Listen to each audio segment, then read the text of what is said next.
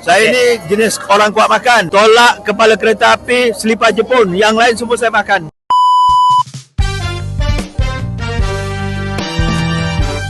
Betul ke sedap? Sedap. Betul, sedap. Saya ni jenis orang kuat makan. Tolak kepala kereta api, selipar Jepun. Yang lain semua saya makan. Sedap. Betul, sedap. Betul. Daging masak hitam ni sedap. Everything lah sedap bagi saya lah. Daging komak tu sedap, memang sedap. Daging masak hitam. Alhamdulillah sedap. Okay. Alhamdulillah sedap. Tengok insyaAllah. Daging juga. Daging. Okay. Alhamdulillah. Terima kasih. Hanya di The Kenduri. Saya ni jenis orang kuat makan. Tolak kepala kereta api, selipar Jepun. Yang lain semua saya makan.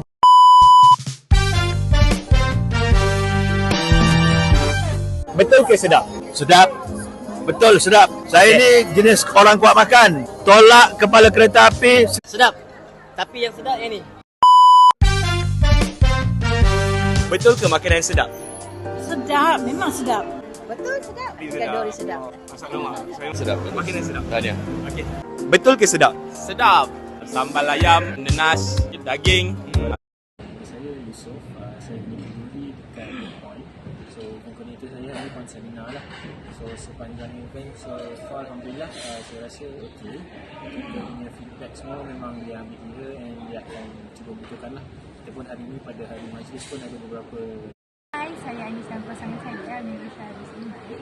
So hari ini kami melangsungkan majlis pernikahan dan persalinan di Dewan Perketi Selambat. Overall hari ini kami rasa sangat seronok because of kemarin kami nampak ramai sangat tetamu dan ada juga. Okay, Assalamualaikum dan selamat sejahtera. Okay, saya Puan Zaidah binti Abdul Ghaffar dari suami saya Ahmadi bin Rahman Mokhtar. Okay.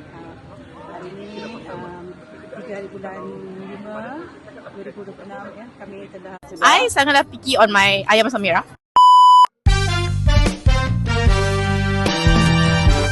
Alhamdulillah sedap semua. Kalau daging masak hitam yang paling sedap lah. Betul ke sedap makan hari ni? Alhamdulillah, it's very good. Memang saya recommend sedap sangat.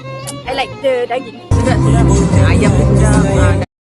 Alhamdulillah hari ini saya syukur kepada Allah SWT kerana hari ini tanggal 9 Mei 2026 adalah hari bersejarah pada saya sekeluarga yang melangsungkan majlis perkahwinan anak saya dan juga I sangatlah picky on my ayam masak merah. Alhamdulillah sedap semua. Kalau daging masak hitam yang paling sedap lah. Betul ke sedap makan hari ni? Alhamdulillah, it's very good. Memang saya recommend sedap sangat. I like the daging. Ayam sedap.